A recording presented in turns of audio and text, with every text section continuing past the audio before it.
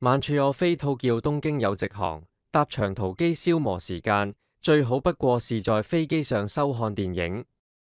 我看了一部日劇，故事講述新宿的一條後巷裏，有一間由一人經營的小餐館，營業時間由午夜12點到早上7點。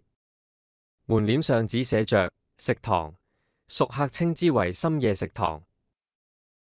餐牌沒有太多選擇，但老闆表示只要他能做到的，食客也可以點。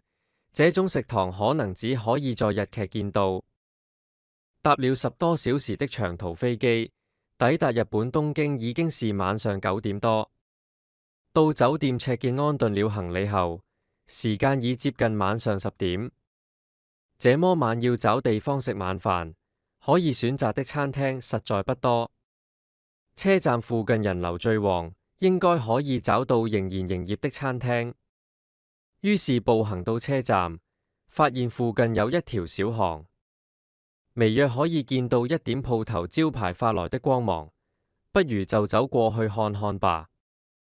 隨着一步一步地走近，我的判斷沒有錯，這是一間拉麵店。店內地方不是很大，大約最多只可以容納8人同時用餐。這不是一間普通的豚骨拉麵店，而是一間主打卯、蠔拉麵店。餐牌介紹湯底用上很多生蠔熬製，湯味鮮甜而且非常濃郁。日本拉麵一向以豚骨湯底為主流，但近年也陸續興起雞白湯、魚介湯以及蠔湯等不同風味。這次來日本旅遊，我其中一個心願就是能嘗試各式各樣不同湯底的拉麵，體驗他們獨特的味道。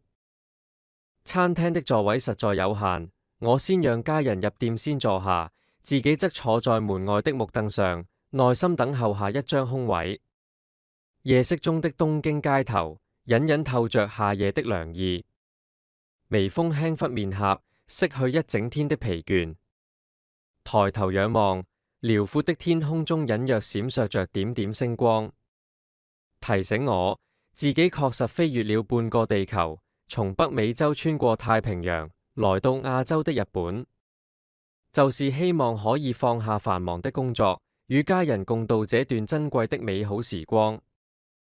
沒等太久，便有客人結賬離開。